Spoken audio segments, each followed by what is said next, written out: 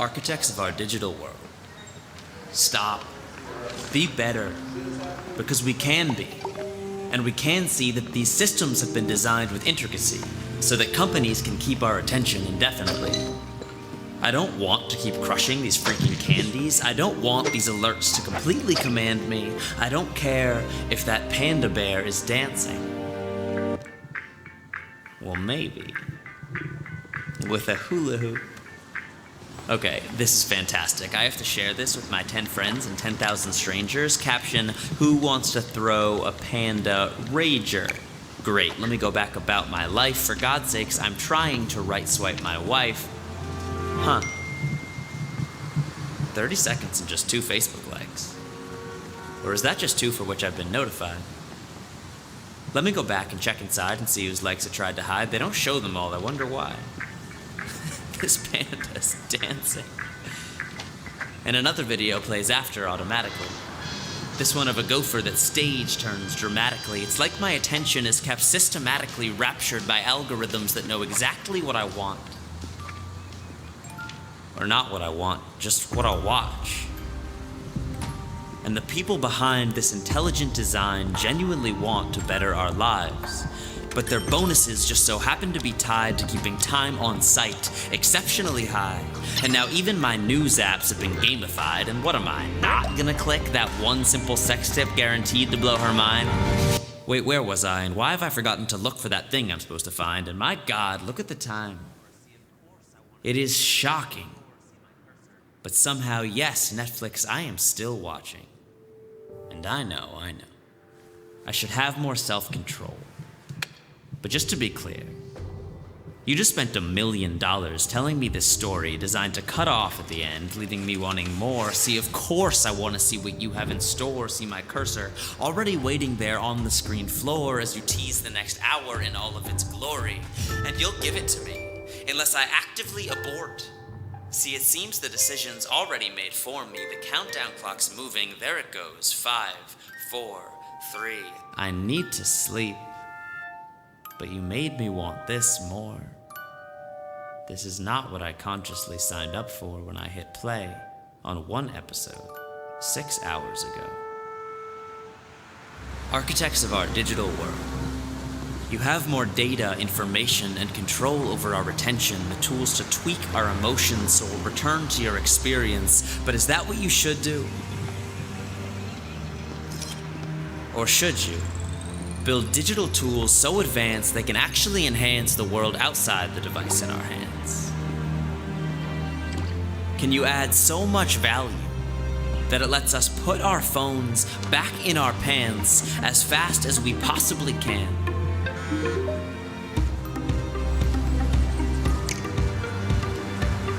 Not time-sucking, time-giving innovation. That's what it means to be truly technologically advanced. The future is not all screens. It's humanity enhanced.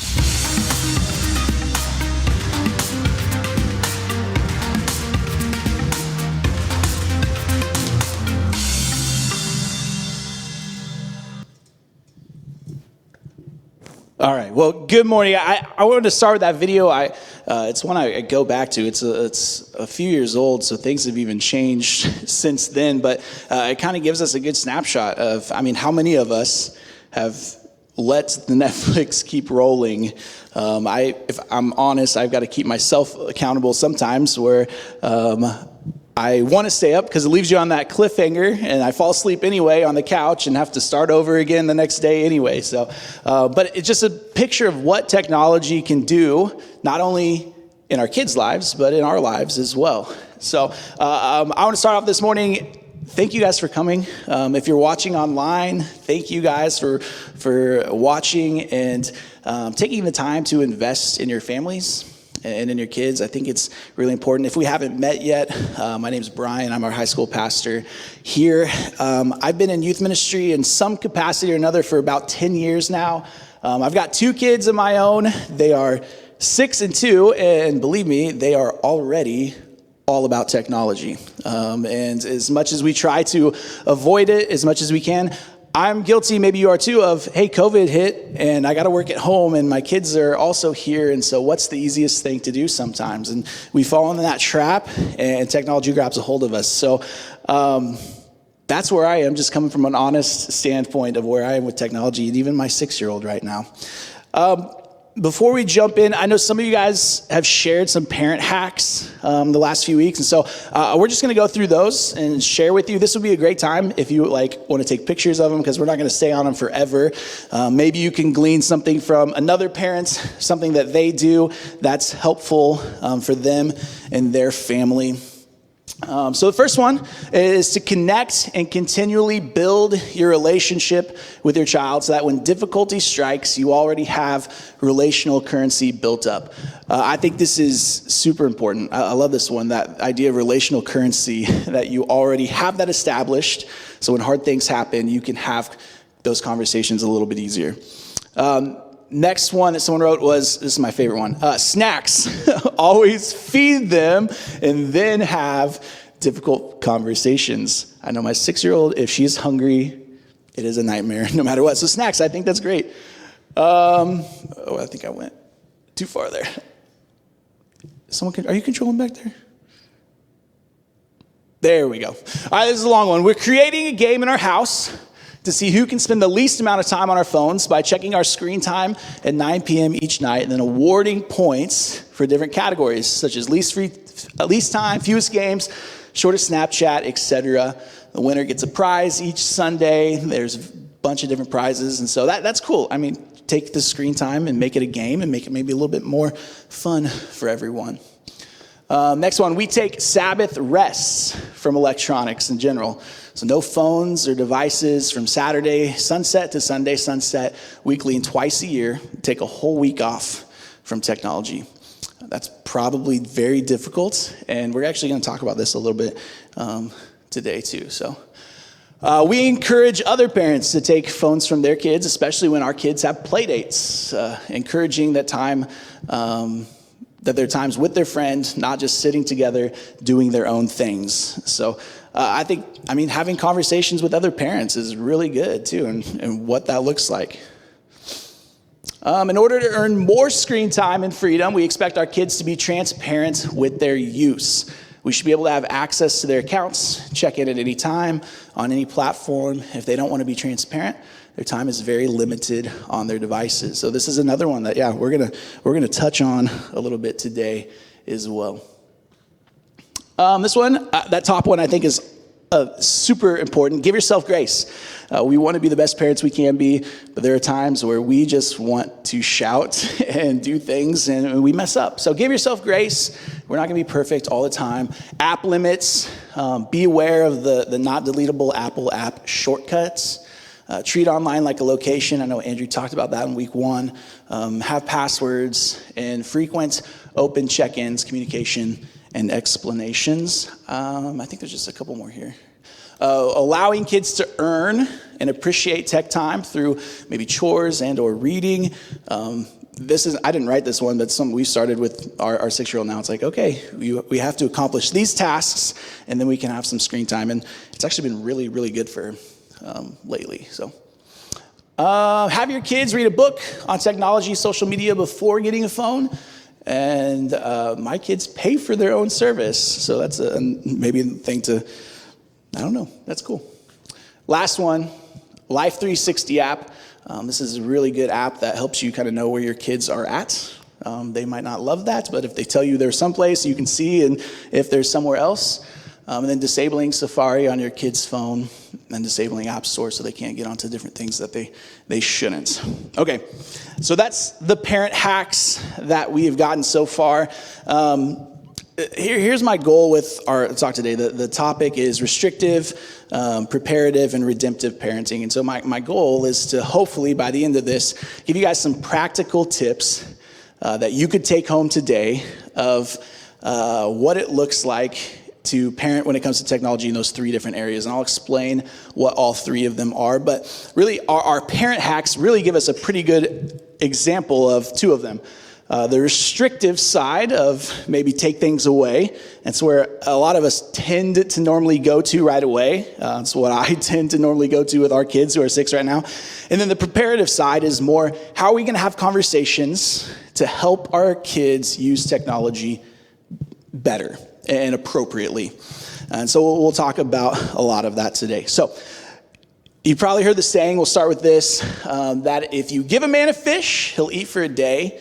If you teach a man to fish, then he'll eat for a lifetime. Now, this isn't just a quote about fishing, right? It applies to a lot of areas of our life, but I think it applies to how we approach parenting our kids with technology as well. I'm curious, if we think about it, how much time we spend thinking about what is allowed or not allowed with our kids compared to the amount of time that we spend having conversations with our kids on how to use wisdom and discernment when engaging with technology.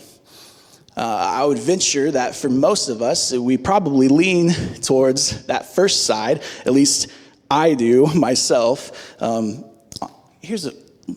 I took a lot of this for myself. It was really good for me to prepare this. I'm being very honest with you guys. But probably a way to modernize this a little bit when it comes to technology is we could change it up like this. Tell your teens what technology is not allowed, and you'll help them for a season.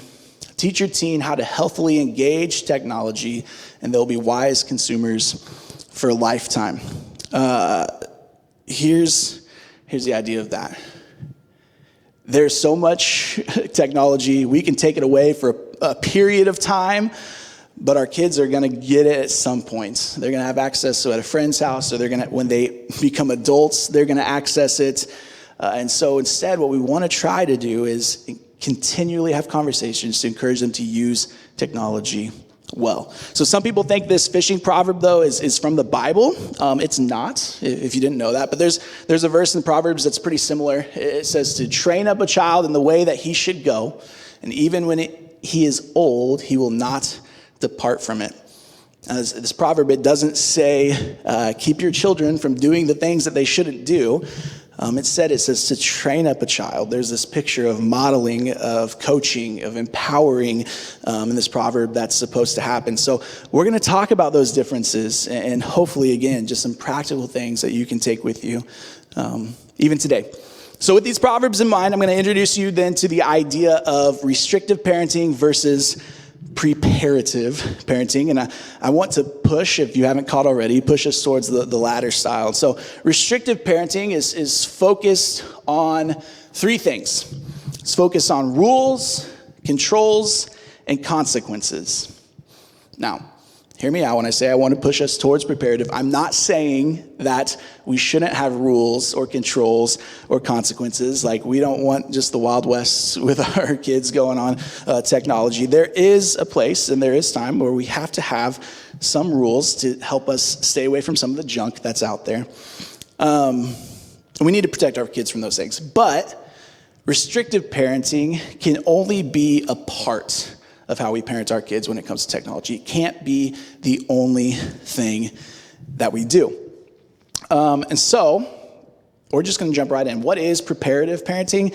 In this case, it's a phrase that a youth pastor that I know made up. It's not even a real phrase, but it's youth pastors, we just kind of do that sometimes. We make things up and that sound good. And so that's what he did. But here's some of the principles that are tied to, or it has a lot of principles tied to this idea of training up a child in the way they should go. But before I jump into that, I want to show you a couple pictures to kind of give you an idea of what we're dealing with when it comes to technology from where we used to be. So this first one is Michael Jordan hitting one of the biggest shots that he's ever hit. And if we could zoom in, I want you to focus maybe on the people in the back that are watching. Right? Every single person, they're watching intensely on the action. You got someone with their hands on their head, not knowing what's going to happen. But everyone is paying attention in real life. Now, if we take a picture, this happened just a couple weeks ago. LeBron James became the all-time leading scorer in NBA history. This is the shot that did it. And if we were to zoom in on everyone in the back, you'll notice that almost every single person is watching this happen through their phone, except for one guy on the front row. Good for him. But even next to him, that's LeBron's kids, even watching their dad through their cell phone. And so that I think, as I saw that, it was just a good picture of our culture and what we're dealing with is I was born in the 90s. Even when I was younger, there wasn't as much phone usage, but now it is literally everything we do has to be captured. And so it's a challenge that we're dealing with. Okay, so back into the preparative model, what this means and what this looks like for us. So at the core, I think that preparative parenting focuses on the when and how questions, when restrictive parenting a lot of times focuses on the what. So here's some what questions that we might think of if we're going through that restrictive model. What type of phone or device should we let our kids have? Right, a dumb phone, a smartphone, a tablet, what can they have? Another question might be, what type of data plan or access should we allow them to have? Should they just get an hour of screen time each day, unlimited access? What does that look like? Do they even get internet on their phone? And then one more would be like, what apps or games or what social media accounts will we or won't we allow? Can they be on Instagram, TikTok, Snapchat? What does that look like? So that's a lot of the restrictive questions. They're all good questions that we should think through as parents. But I think that there's some of the when and how questions might help us lessen some of the heaviness that comes with those what questions of, that's a big decision to think of. So for example, here's maybe an example of a when question. When will we allow our kids to have a blank, a cell phone, a smartphone, Xbox Live account, an Instagram account? Now, at first glance, it kind of looks like that could be a what question. It could look like an age question. When will I allow them what age? But that's really not what this question is looking at. Here's the thing about this question. A specific age probably isn't going to be a cookie cutter answer for every single student. Right, every student, every kid that we have, they mature at different rates than everyone else. And so I think the right answer has a lot more to do with displaying responsibility and awareness. So one, you have to know your kids and understand how they think and what their life is like before we can even dig into this. 1 Timothy 4:12 gives us kind of a way to maybe check through this. It says, don't let anyone look down on you because you're young, but set an example for the believers in speech and conduct and love and faith and in purity. So maybe as we think through that question of when, maybe we use this kind of as a stepping stone. Is our child at a maturity level in their life where they're being an example to others in their speech, in their conduct, in their love, in their faith, and their purity? When they're using technology, can we trust that they'll be able to use it in some of these same ways? Second, there's an awareness to stay away from the danger spots, right? They have to be able to recognize what a danger area is and what to do when those come up. Do they have that internal alarm that goes off when they stumble on something that they shouldn't come across? Have they displayed the ability to say, you know what, that's wrong. I should probably do something else. Paul says this in 2 Timothy. He says, flee the evil desires of youth. Now, I'm going to venture into opinion land for a little bit, and what that means is I might be right, I might be wrong. You can have an opinion that's different from me, and that's okay. But after working a few years with middle schoolers, a lot, opinion is, I don't know if it's healthy for a middle schooler to have unlimited access to a cell phone. Again, it's opinion land. You can have a different opinion, but we talked about the knife illustration the last 2 weeks. I'm going to go a little bit different with it. They talked about kind of the motive and the heart of the user with the knife plays into that. But age and awareness is also important. For example, I'm not going to put a steak knife in the hands of my 2-year-old, not because I'm worried about his heart or his morality, but he just isn't going to understand the consequences that can come from the steak knife. I can just imagine our poor dog after giving steak knife to my 2-year-old. Cut that actually in the edit. So I don't know if a middle schooler is at a point where they can have unlimited access to everything on the web.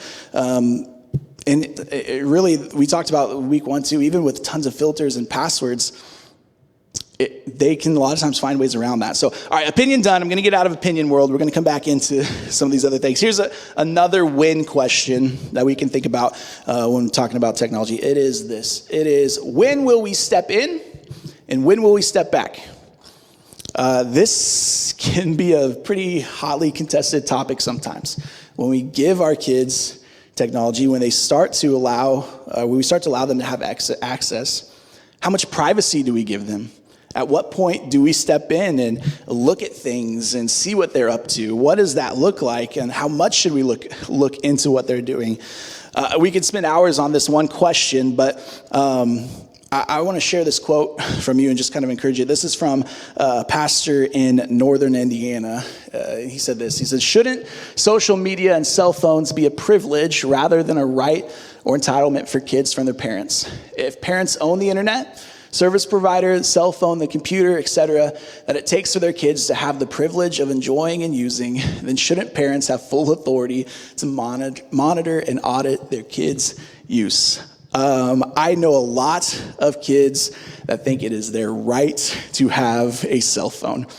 And just to be frank, it's a privilege. It's a privilege even for me to have a phone and be able to use that. And so thinking of it in a different way, one way you can maybe set this up with your kids is maybe having a conversation and saying, hey, we're going to trust you, because maybe they've shown those other signs of being trustworthy and seeing those danger spots. And so saying, hey, we're going to trust you, but in our house, we want there to be accountability.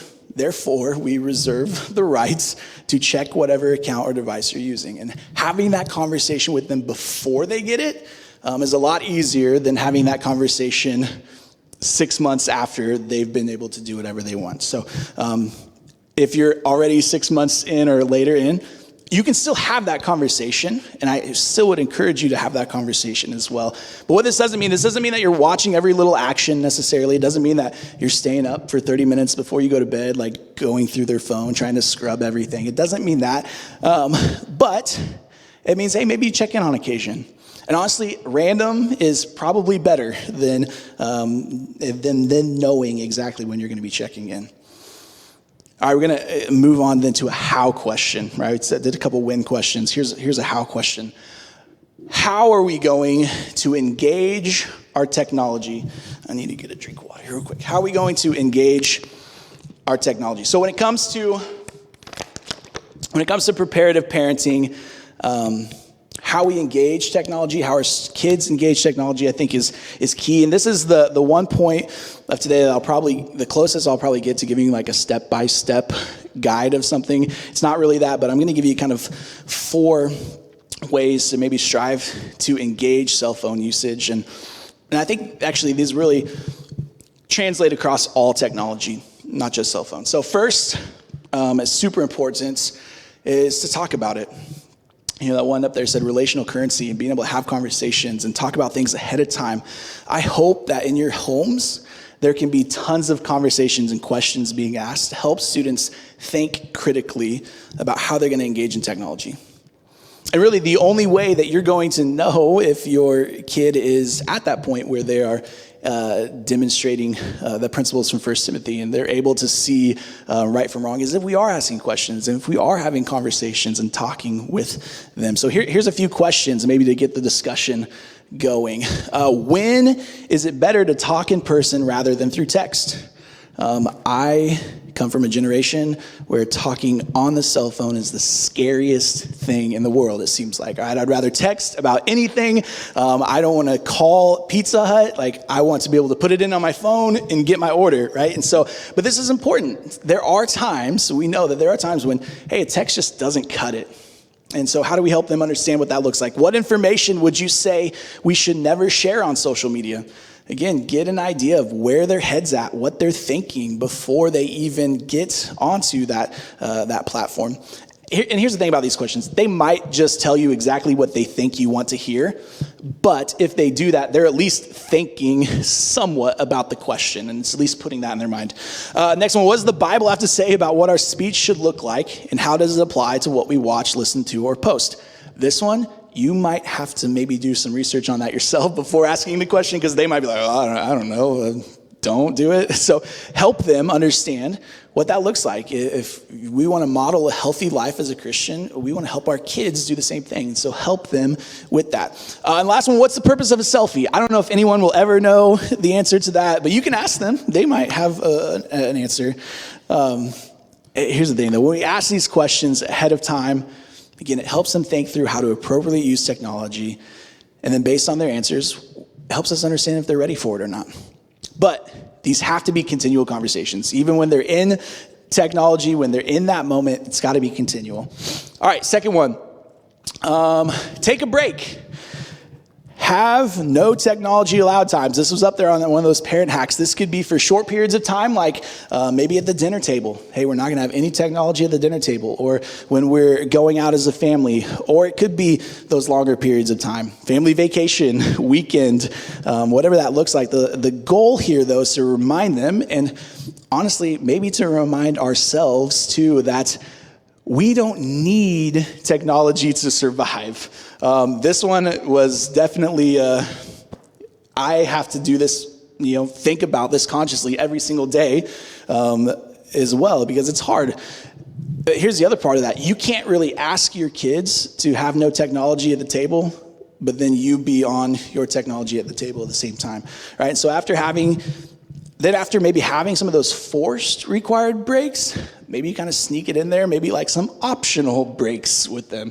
Maybe it's a conversation like, hey, like mom and dad, we're going to stay off of our phones and play a board game together. We'd love for you to join us. You don't have to, but if you want to, you can. Just throw out some of those optional ways. Again, so they're seeing it's not forced, but I can also do this without being around technology. It's okay. We don't have to have it. But a big part of that is to maybe explaining why you're not going to be on the phone for that time. We see the value and importance of this connection and this time together, and so we want to do that without the phone.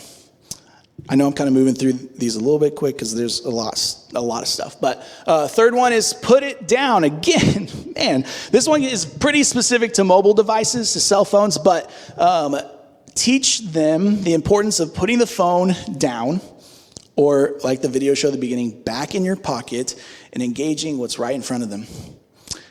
While the goal with taking breaks is to remind them that they don't need their technology, the goal here is a little bit different. It seems similar, but the goal here is to combat what's known as screen addiction, which is a real thing. And so by challenging them to have it there, but to willingly not look at it. I don't know if you've ever maybe had your phone in your pocket and you're like, I just want to check the time. I just want to see what time it is, and the reason to look at your phone. Or you look at your phone because you're like, maybe I missed a text message, or maybe I missed that notification. Or I was talking to someone earlier who said, I didn't know this, but I guess on iPhones will say like your weekly screen time. I guess if you go in there, you can see how many times you've looked at your phone in a day. She said 120 times and didn't even realize it. It's just something that we do. And I would venture to say, I'm just going to say I'm not going to look at that because I don't want to know how many times I've looked at my phone, just to be honest. But the screen addiction, it's a real thing. And it's not just for our kids, it's for us as well. And so we have to be able to put that down as well. All right. This last one, again, goes with this, and to me, this is super huge, super important, is we've got to model healthy use as parents. We've got to be able to model what it looks like to use technology in a healthy way. If we are on our phone or we're watching TV all the time and not engaging with our kids, you know what our kids are going to want to do? They're going to want to be on their phone or on their TV and not engage with us. I used to be a server at a couple different restaurants, and maybe you've seen this, and there's so many times that I would go to a table at a restaurant, mom, dad, both kids, on a tablet, on a phone, never engaging with each other. And I can guarantee you almost most of the time it's because that's what has been modeled to them by their parents. And if you've ever tried to take someone's order when they're playing a game, it's really frustrating. So don't do that. But also, the other side of that, when it comes to modeling healthy use, is, man, technology is not all bad, right? There's some great things about technology. I can carry my Bible around with me wherever I go in my pocket. I can search for things. There's some really good things that technology can bring. So how can we then model what those healthy things look like so our kids can be using them in healthy ways? For example, maybe that's getting a group texting app, a GroupMe or an iMessage or something like that, where you say, hey, this is our family group chat, but it's only for prayers and scripture. And they can see that, hey, here's a way that you can use technology in a healthy way as we pray for each other, as we share things that we're learning through scripture. Model what that looks like to use technology in a healthy way. Okay, that was a whole lot of stuff in a quick thing. That was a brief run through of some thoughts on preparative parenting. We're not through yet, but I want to keep going because we can stay on that topic for a really long time. I do want to ask, though, one more how question, but this one falls under another form of parenting. The third one I said we're going to mention at the beginning, and we're going to call it redemptive parenting. Redemptive parenting. This one is tough. All right, this one's hard. So here's the question I'm going to ask. It's not on the screen, but how will we respond when we catch our kids consuming technology in an unhealthy way? This one is really hard. What do we do? This could be a lot of things. It could be them going online when they're not supposed to. It could be watching something you've told them not to. Even my 6-year-old, I got to check, make sure she's staying on things she's supposed to watch or not watch. It could be anything. It could be engaging in technology in a sexually immoral manner.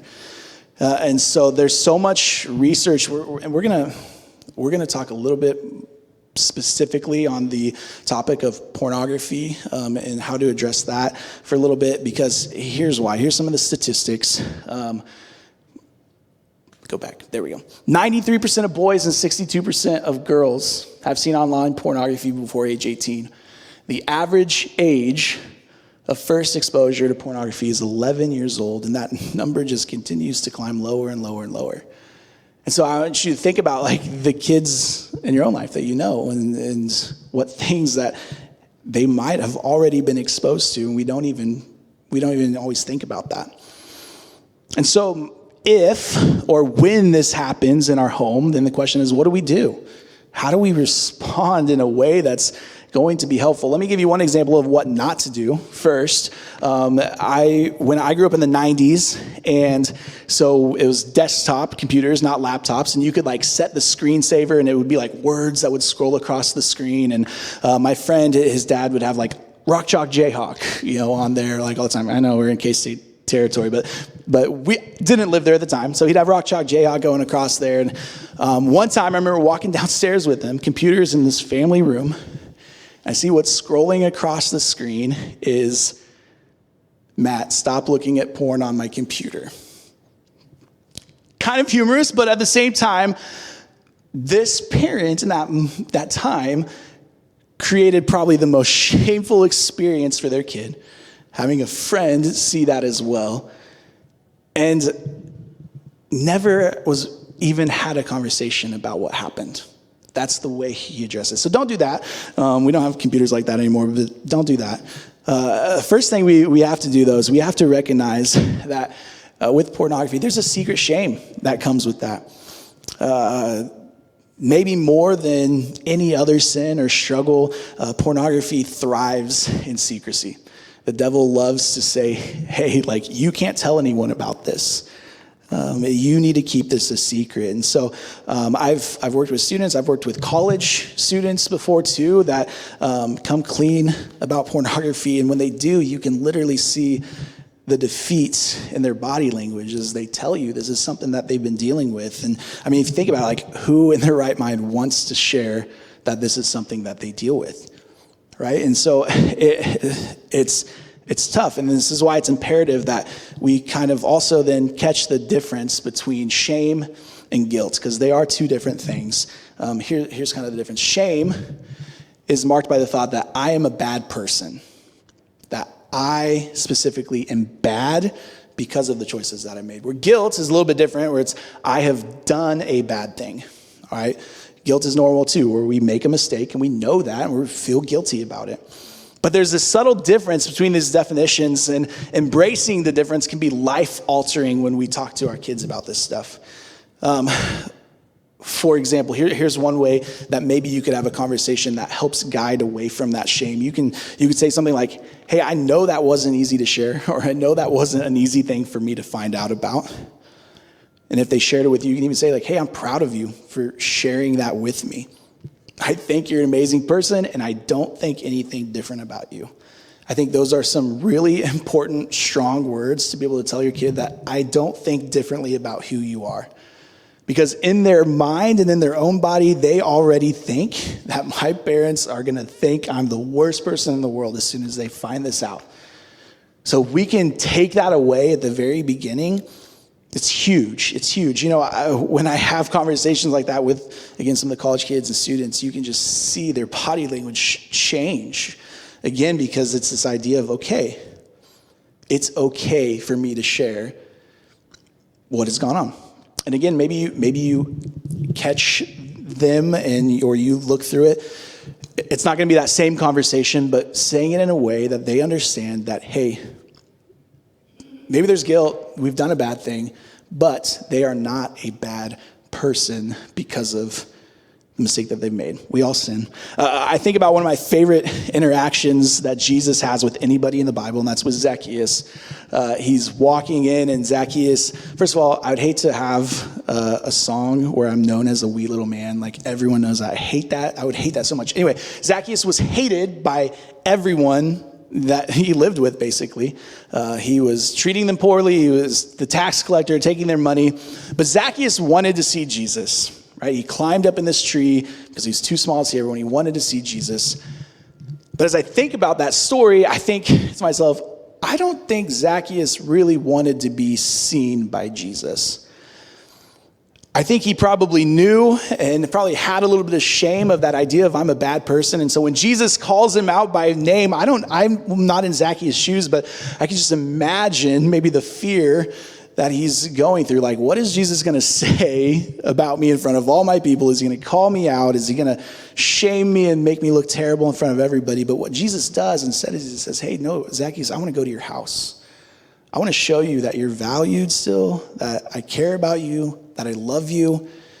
Nobody else understood why he was doing that, but what Jesus does is he gets rid of the shame. Zacchaeus still recognizes the guilt. He recognizes that he did a bad thing, and he says, I'm going to pay people back, and I'm going to make it right.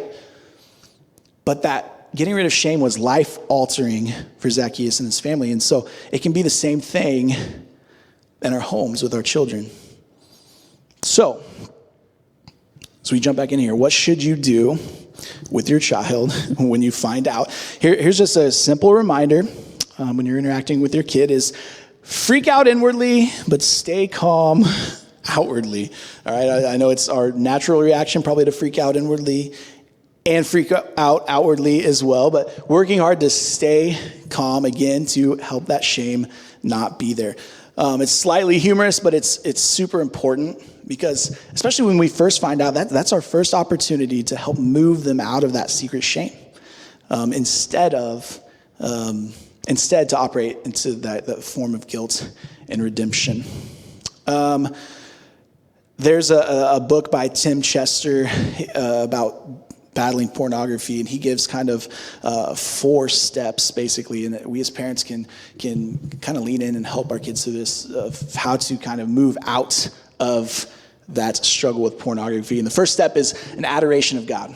I think it's so big that he starts there. It's that Christ's love and our love for him that needs to compel us and help us in this battle. Otherwise, we're just trying behavior modification, right? And so the second thing is the abhorrence of porn, being able to have a hatred build up towards the sin so it can, and the effect that it's having on us and in the world. And then the third, assurance of grace, again, being able to trust that our Jesus is a Jesus who forgives and loves no matter what.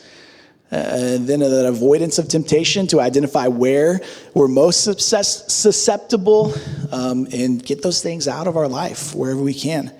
And then lastly is accountability to others. Just like any other thing in our life as Christians that we want to do, we want to be accountable to others. Surround ourselves and be open with people to help us deal with these things that we're going through. So as a parent, as you look at these four things, you get to play coach and encourager through the first three steps of that. But then those last two is where you really get to kind of step in and help with the action steps. You might have heard of the story of Aaron Ralston before. He's the subject of the movie 127 Hours, if you haven't seen that. But Aaron was an accomplished rock climber. He was one day climbing, though, through a canyon in southeastern Utah. A boulder came loose and lodged his arm against the canyon, and there was no way for him to get loose. He didn't have any cell phone reception. Crazy, we're in a technology thing. He had no cell phone reception. Anyway, and he was stuck for 5 days and 7 hours. That's where that 127 hours comes from. Before he finally determined that there's only one option for his survival. As Aaron says it, he says, I came to a point where it was either my life or my arm. So Aaron found a way, and it's kind of brutal, to cut his arm off to get free. He made his way to a spot where he was able to receive medical attention, and he survived. It's a crazy story, but here's what Jesus says in Matthew about this too. He says, if your right eye causes you to stumble, gouge it out and throw it away. It's better for you to lose one part of your body than for your whole body to be thrown into hell. And if your right hand causes you to stumble, cut it off and throw it away. It's better for you to lose one part of your body than for your whole body to go into hell. Now, obviously, Jesus is using some hyperbole here. Otherwise, we would have a bunch of people walking around with no eyes and no arms, and it'd be a weird society, right? But the reality is that those who are dealing with pornography struggles are likely at or moving toward addiction levels that can trap them for the rest of their lives. And obviously, we don't want that for our kids. We want to help them break free. And so if we're to avoid the temptations, maybe it involves cutting off some of the items that are in their lives in order to help them move towards health. Maybe we need to help our kid think through that, what that looks like, have those conversations. And as a parent, you might have to be ready to make some sacrifices inside your house to help your kid, help accomplish that. And again, though, as we seek to move towards these steps of accountability, we've got to remember to keep the redemption road in mind, that idea of redemption instead of shame. So, for example, if you choose to go the route of maybe taking away the internet or downgrading from a smartphone to a flip phone, do so with less of a punishment, like, hey, you messed up, so now you get this phone instead. Instead, come at it with an idea of reminding them that, hey, like, I want to help you. There can be victory over the sin, the struggle that we're dealing with. Maybe even put a timeline on it. Maybe say, hey, we're going to cut out this form of technology for whatever amount of time that you think is appropriate. And when that timeline is done, having, again, that conversation and asking your kid, are they ready to bring that back into their life? Okay, again, pornography, it's just one super specific but really significant issue that we might need to address, and maybe we already are addressing with some of our kids. But it's just a good example of having preparative, restrictive, and redemptive models all in our arsenal. So no matter what comes up, we're ready. Just a quick reminder, it's preparative is making sure your kids know this stuff is out there, that it's incredibly damaging at times to our spiritual lives, helping them think through how they're going to navigate technology in their futures. Restrictive, have appropriate guidelines and controls in place. And then redemptive to, hey, have some uncomfortable conversations if and when you find out your kid is using technology in an inappropriate way. It's not easy stuff. It's not. But it is important stuff. And like that parent hack, just please remember to give yourself grace. We're never going to do it perfectly. We maybe have already messed up a lot of times. Give yourself grace and try to continue to get better for our kids. I hope these 3 sessions so far have been helpful for you, maybe help give you a framework of the purpose for this and why it's important to engage with technology. I want to give you guys a couple resources, though, to really take what we just talked about home with you and maybe implement some of these things in your life. So I'm going to have them. They're going to be in the back for you to grab on your way out. If you are online, you can email me, Bryan, Bryan, at university.church, and I'd be happy to send these to you. The first one, I'm just going to do a really, really fast run through what they are. It's this I grabbed 2 digital engagement workbooks. It's a digital engagement workbook, and it's a little bit longer, but there's different topics in there for you to work through as parents, and then to invite your kids in to be part of that conversation. For example, you take a digital inventory. It's the very first thing it has you do. And so you work through what kind of... Thank you. What kind of technology do you have access to in your home? What does that look like? And then there's an inventory discussion. You bring your kids in. Then there's a social media connection evaluation where you kind of think through, what social media does my kid have access to? Do I know what they're doing with their social media? And get you thinking about that. And then there's a discussion piece, again, to bring your kids into that. And then it goes into a digital code of conduct. So using the 4 ways to engage with technology that we talked about. Again, just as parents, you can evaluate, hey, what's going well, and maybe where can we improve a little bit. And then the last section of that is kind of a rules and boundaries section. So again, just for parents at first to work through some questions, to set up some guidelines for your family, and hopefully serve as preparative and restrictive in their nature, not just restrictive. And then the last one, my wife actually shared this one with me, and so I want to give it to you too because I think it's really good. The Institute of Child Psychology put together this little package. It's our family media plan. And essentially what it is it walks you through making basically like a contract for your family of that you sign, that your kids can sign, that you work together to agree on, this is how we're going to engage with technology in our household. And so take them, use them, don't use them, but I want them to be a resource for you guys moving forward. I'm going to pray with you guys because I think prayer is really super important. And then you can grab those resources. I'll be in the back if you have any other questions too. And I have a book to give away as well. This book I'm going to give it's called Intentional Parenting, 10 Ways to be an Exceptional Parent in a Quick Fix World. And if you don't win this book as a free resource, we'll have it in the parent zone. I've just ordered a couple more, but I would recommend getting it. It's really cool. It's Doug and Kathy Fields. They've done youth ministry for 175 years, I think, a really long time. But it's a workbook to work through with your spouse or a life group or something like that. It also has videos that go with it where Doug shares his own thoughts on things. And so it's a really great resource that I want to give away. And there's a name back there. I'm going to draw a name and I'm going to pray from the back. And then on your way out to you can grab a book. So I'll pray while I walk. Heavenly Father, God, I just thank you so much for today. God, I thank you for each and every person that was here today or is going to watch online. Every parent, Lord, that wants to help their kids engage with technology healthfully.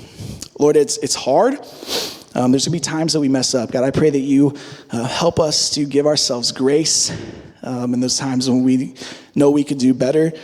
God, I pray that you help us to have the words to say during those uncomfortable conversations. God, I pray for our kids to, Lord, protect their hearts, protect their minds in this world that's full of just everything.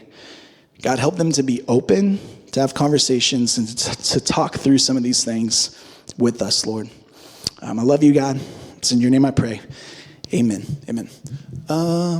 Let's see who I got here.